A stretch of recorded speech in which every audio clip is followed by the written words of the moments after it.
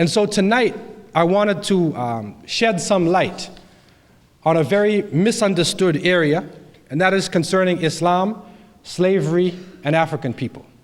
This is a very serious topic, and it is one that really requires a number of lectures. To be able to get into this topic, actually, it would probably require a whole university semester to really get into it properly.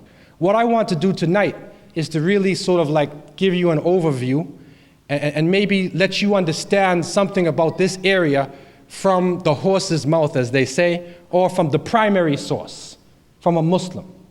And I want to speak not only from myself, but I want to speak to you from the primary sources of Islam, meaning from the Quran itself, from the traditions of the Prophet Muhammad, peace be upon him, also from history, and then from the perspective of the people who live in the countries themselves, and not somebody who is writing about the country from the outside.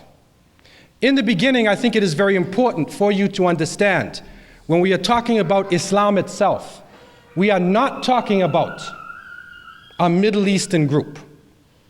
We're not talking about a way of life that is restricted to any particular nation or any particular linguistic group. What Islam means in the root essence of the term is submission to the will of Allah.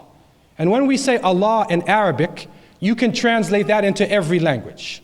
And there is a way that people throughout the world have expressed the concept of the Creator. You'll find it in every language. And so Islam really means that submission to the Creator. Not worshiping created things, but going beyond the created things to the power that initiated life. This is what Islam means.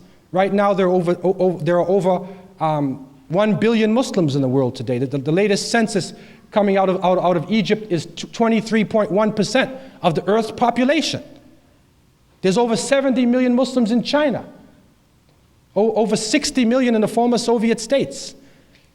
It is the majority religion on the African continent. By the year 2000, it'll be the second largest religion in North America.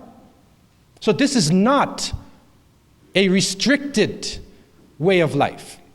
And quiet as it's kept, if you are aware of a recent struggle that went on in a place called Chechnya, which is in the former Soviet Union, the Chechen people are Caucasian people.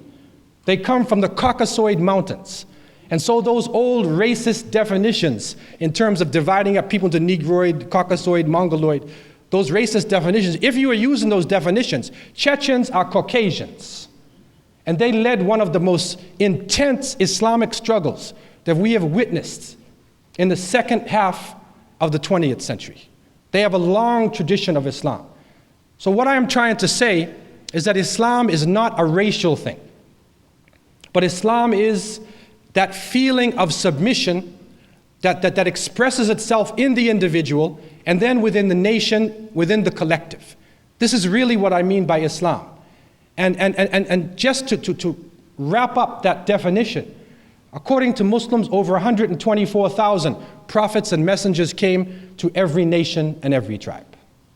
In the Quran it says, وَلَقَدْ بَعَثْنَا فِي كُلِّ أُمَّةٍ رَسُولًا أَنِ اعْبُدُوا اللَّهَ وَاجْتَنِبُوا الطَّاغُوتَ. This is Arabic. We have sent to every nation a messenger, that they would worship the Creator and they would stay away from false deities. Okay? So this is an international phenomenon. So according to our understanding, the Prophet Ibrahim alayhi salam, submitted to the Creator. He was a Muslim. The Prophet Musa alayhi salam, we believe the water opened up for Moses. He was a Muslim. The Prophet Jesus, Isa alayhi salam, we believe was a prophet. He was born of a divine conception. His mother had him without a father. But we believe that he is one of the prophets of Islam, meaning only submission to the Creator. The difference between the mainstream Christian church and us, for definition purposes, is that when it is mentioned in John the Comforter, we believe that the one who was destined to come after the time of Jesus, peace be upon him, was the Prophet Muhammad, peace and blessings be upon him, who was the seal of the prophets. who lived 1400 years ago or more in Arabia, the seal of this long line of prophets and messengers.